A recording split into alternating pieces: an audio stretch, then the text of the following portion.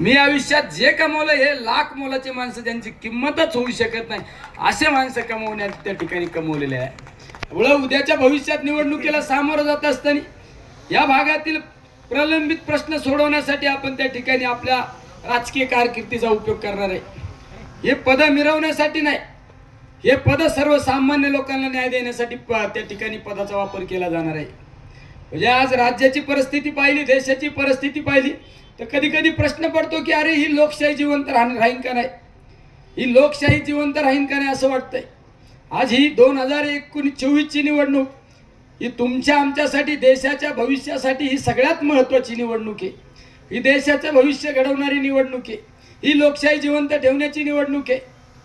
त्यामुळे सर्वांनी विचारपूर्वक प्रत्येकाची एक भावना पाहिजे. निलेश लंके उमेदवार नाही, आम्ही सर्वजण उमेदवार आहे. हीच ज्यावेळेस प्रत्येकामध्ये भावना निर्माण होईल त्यावेळेस ही निवडणूक म्हणजे आपण एक